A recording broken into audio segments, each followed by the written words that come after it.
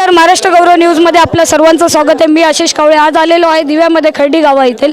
माझ्या मागे आपण बघू शकता जी गर्दी आहे, हे गावकरी एकत्र मिळून गुढीपाडवा सण हा साजरा करतात। गेल्या वर्षी पण आपण आलो होतो। हा जो संस्कृती कार्यक्रम वर्षानुवर्ष हे गावकरी एकत्र येऊन हा गुढीपाडव्याचा सण खूप आवडीने आणि खूप आनंदाने साजरा होतो।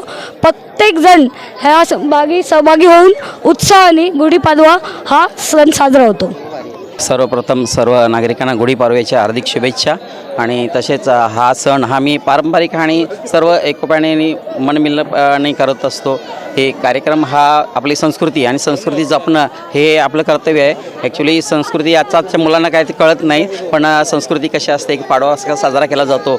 आणि पूर्वी कसं बैलपोळा वगैरे साजरा आता पुस्तकामध्ये दाखवावा लागतो। ही परिस्थिती आता सध्या आली आहे, कारण शहरीकरण झाल्यामुळं संपूर्ण आपल्या संस्कृती लोप पावत चालली आहे। ती जपण्याचा कुठेतरी आम्ही प्रयत्न करतो। सर्व गावाला एकत्र येतो आणि गावांचा असं आमचा विचार आहे की हा पारंपरिक जोपर्यंत आपल्यात शक्ती आहे तोपर्यंत आपण हा करत राहायचं आणि पुढच्या पिढीला एक चालना देत राहायचं की हा कार्यक्रम तुम्ही असंच करू शकता किंवा करण्याची सर्व ती अपेक्षा ठेवून परंपरा ही आम्ही अशीच जपत ठेवू, अशी एक अपेक्षा आहे सर्वांची। आणि सर्व ग्रामस्थांचं सहकार्य चांगलं असतो आणि सर्वांनी आम्हाला सहकुशीने यथाशक्तीने सर्व जे मिळतो त्याच्याने आम्ही हा कार्यक्रम साजरा करत असतो। तसे आपण बरेच कार्यक्रम खर्डी गावातले घेतले आहेत, भले रामनवमीचा उत्सव असो, हनुमान जयंती असो, आपण नवरात्रसुद्धा आपण बघितले असेल महाराष्ट्र गौरववरती।